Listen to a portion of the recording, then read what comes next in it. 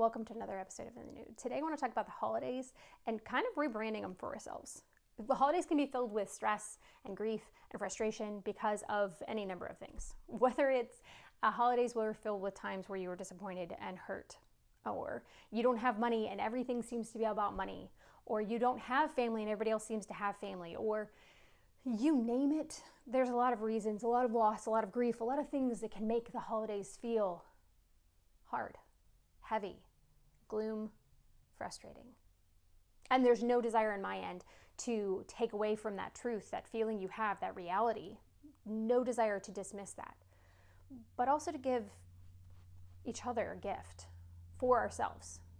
Me giving myself a gift and you being able to give yourself a gift. What if we allowed and sat with ourselves in all of those truths, but also created some type of silly and fun for our childhood self to experience in safety? Like what if we did that? What if we took the time this year to give ourselves a silly experience? Whether it is there's snow where you are and jumping into the snow despite it sounding as an adult silly and making a snow angel. Or if it's making a bonfire outside and roasting a marshmallow. It doesn't have to be big. It doesn't have to be expensive. It doesn't have to be buying something. But allowing ourselves to have wonder, catch a snowflake on our tongue, put up twinkle lights, because I think that the doom and the gloom we can sometimes feel come down to disappointment, feeling not loved, not a priority, alone. And all of that's true, and all of that's valid. But we don't have to be alone. We can be with ourselves. We're worthy of our own attention, affection, and effort. This week, silly thing, I had an alarm go off on my phone. It was to remind me to change out my heating and air vent or air filters. And I smiled so deeply at having that reminder. Why? It's just a reminder to do a tour, right? Why is that like sweet? Because I had taken the time, and I am not a person who takes the time to do things like this, to set a reminder on my phone, to not only go off to remind me to change it because I had put in a new one 2 months ago. I needed to have it replaced, but I set it so it recycled. So that every 2 months, I didn't have to think about it. I didn't have to set a different reminder that I would permanently have this, that past self did something silly and helpful and loving to my future self. It's that same type of energy that we're doing and what I'm talking about when it comes to this Christmas, when it comes to this holiday season. It doesn't have to be Christmas specific, Hanukkah, whatever it is, but like the season of when other people get together with their family. Maybe you will get together with your family, but I have this tendency to bend over backwards and to try to make other people happy because all of my life I thought other people mattered. I was told I didn't matter. Not necessarily intentionally, but it's still the message that came across real clear. Don't cry, smile, behave. I knew what the consequences were. I knew what the fallout was if I didn't fit the box. And I knew the importance of making sure that person is happy. I felt the weight of it. I took it on. I knew what it was. I knew how to survive in that. I knew how to be in that. And I had an innate in my person joy to other people's joy that still exists. And I don't have to eradicate that from me, right? Like there are things about us that are beneficial, but when you play into that is my nature already, and then you add in these commands and you add in these consequences, and it creates this viewpoint of yourself like you're not a person, like you're not worth the effort, you're not worth the energy, you're not worth. But it's not true. No matter what was told to you, I can emphatically tell you, it's not true. You're worth the energy. You're worth the effort. You're worth planning a date for yourself. To go do something silly. Go to a park and swing on a swing when no other kids are there and you can just be silly. To try to do the monkey bars again. To go on a walk in the cold bundled. To make an apple cider just because you want to. To pick yourself up some simple dinner because you don't have to make it, or eat a thing of cereal even if you know it's not super great for you and just had a multivitamin because you just want to be able to relax, right? There's small ways that we care for ourselves. And sometimes those small ways aren't the simplicity of the cereal. It's having ourselves have to make a meal that is a meal that we will enjoy eating, that will give us the nutrition we need. How you show up varies. That's not the point. The point is, this Christmas season is another place where we can show up for ourselves. We can show up and say, you know what? I bent until it was broken for other people. Well, why don't I do that energy towards me?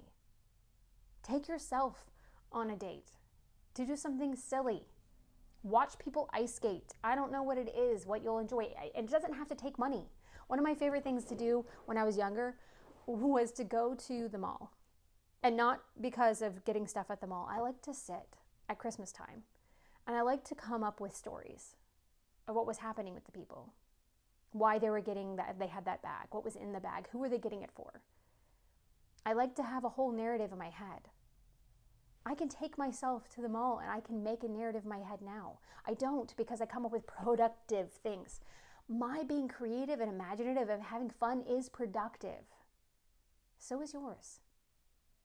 I don't know what it looks like, but we say yes and we bend and we self-abdicate for those around us because we feel like there's pressure. We feel like there's a need because they're family. Well, guess what? You're you. Okay? You're a person too. You deserve that energy. You deserve that love. You deserve being able to set a boundary and hold it. Some of the most firm boundaries I have to have aren't with other people. They're with me. I will not allow my childhood desire to make that person happy because I equate their happiness with my safety.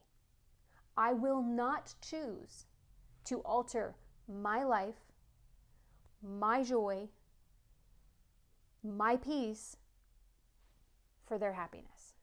That is a firm and a hard boundary I have to hold with myself over and over and over again all year long. But the holidays, there's this pressure that's placed out there. Well, you're going to show up for the holidays, even if you have a problem, right? It's the holidays. It's your holiday too. It's your holiday too. Maybe you want to show up, and that's great, but maybe you don't. And that's good too. It's okay. It's a holiday, your holiday. It doesn't mean the end of the world. It doesn't mean you're giving up any hope. It could mean that you are, and that's okay too. This holiday season isn't about picture perfect. This holiday season isn't about keeping up with the Joneses. It isn't about a box, a string. It isn't about a thing. It's about joy. It's about love. It's about wonder. It's about possibility. It's about hope.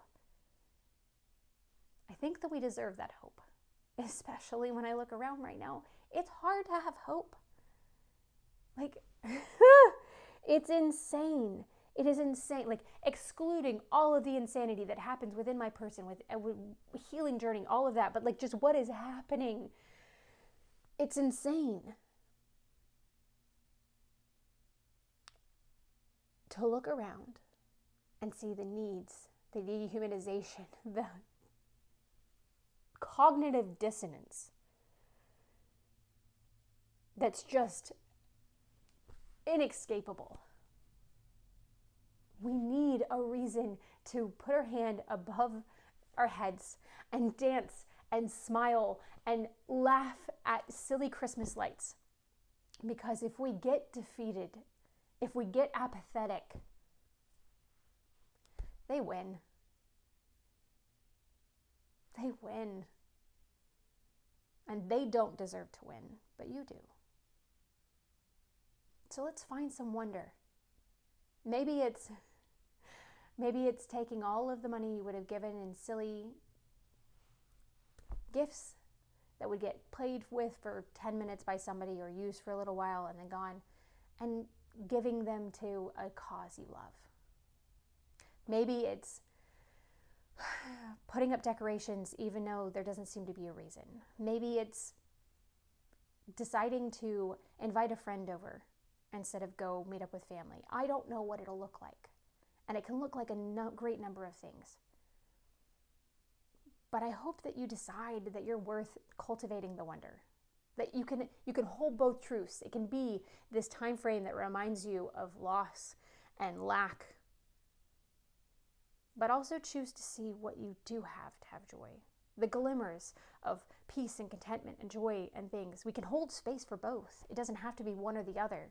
That's the beauty and the chaos that is life, right? You're worth learning how to set boundaries with yourself and another person. You're worth the energy and effort. You're worth cultivating wonder and hope for. You're worth all of it. This holiday season doesn't have to be like the rest. This holiday season can be you giving yourself a gift in tiny, tangible ways of showing up for yourself. In tiny ways where you decide to get up every day and find one silly thing that you love. The way the shadow hit the wall. The way that the crinkles around somebody's eyes light up when they smiled.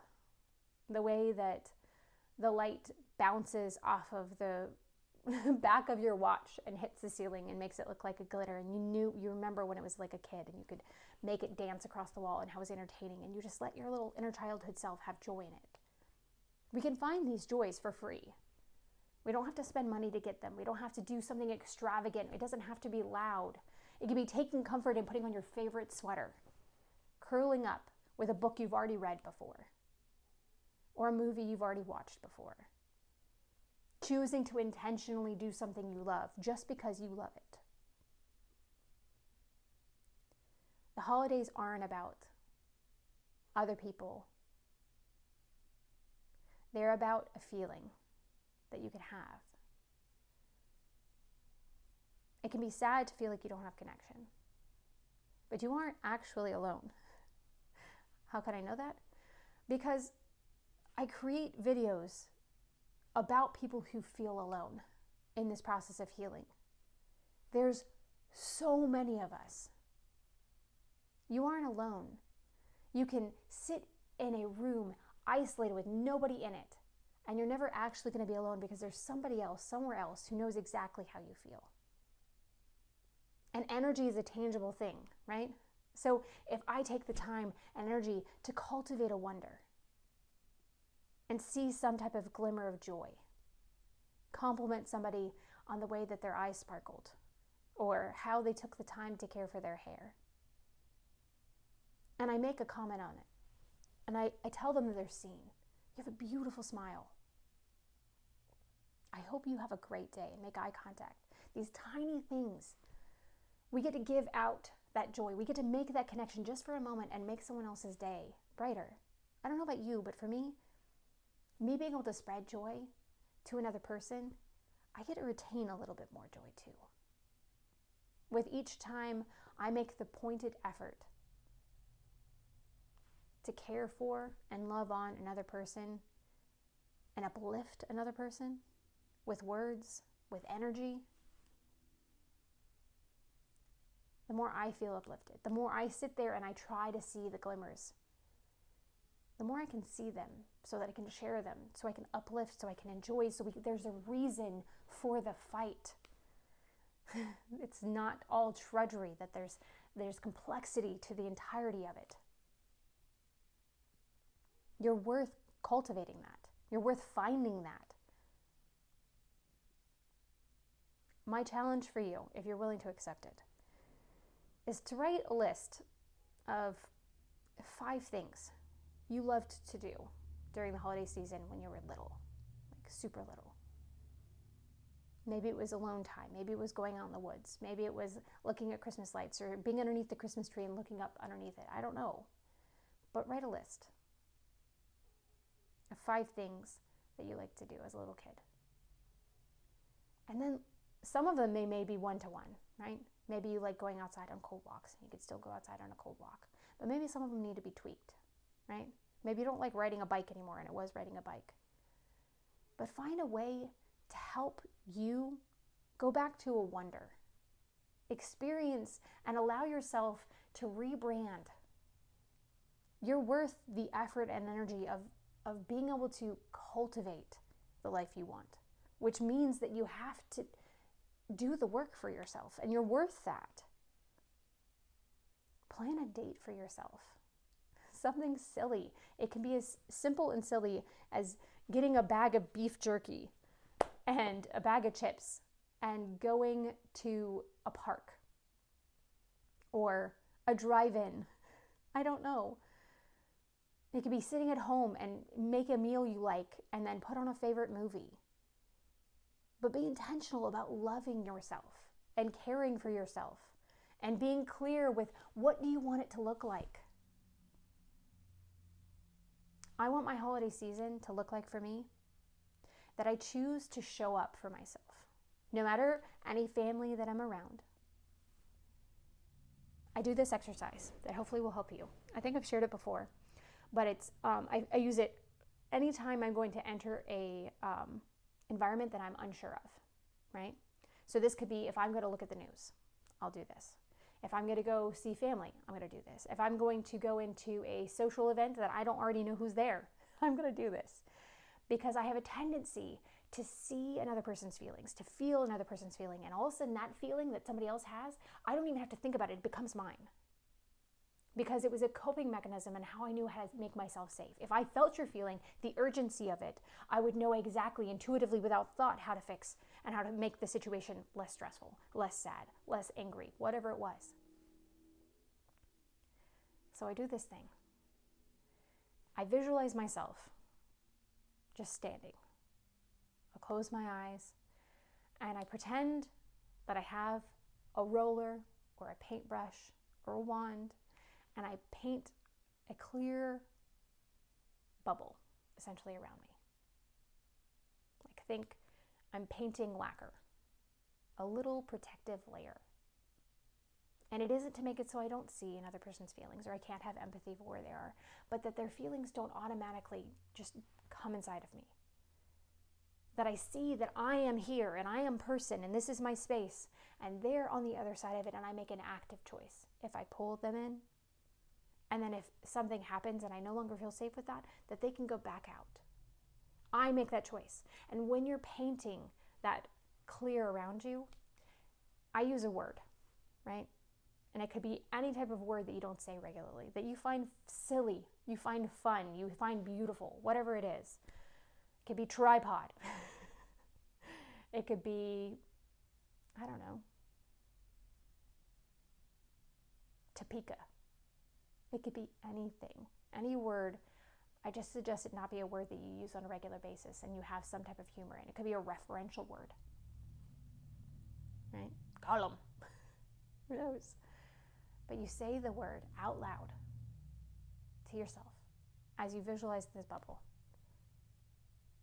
And if you have somebody who is a partner or a partner in life, whether it's paramour or like a best friend or whatever, and they're in these situations with you, and they see you starting to pull people into your circle without being aware of it, where you start self-abdicating and you start taking on other people's feelings, they can say that code word. They can be like, Gollum.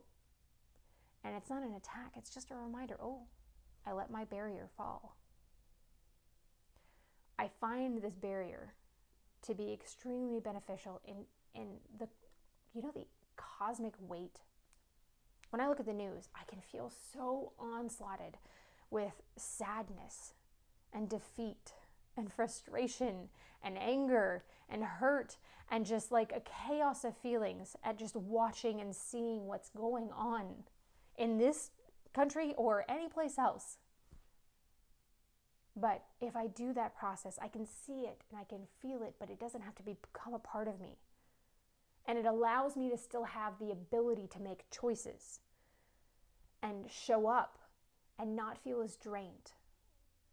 I have found that I am more impactful in my ability to make forward movement and take actionables because I don't pull it into me. I can feel it without it being mine. The same thing is true when you're going into social environments or with family, is I can see where they are, but not pull it into myself. And it actually allows me now as an adult, because I don't have to worry about safety of my body.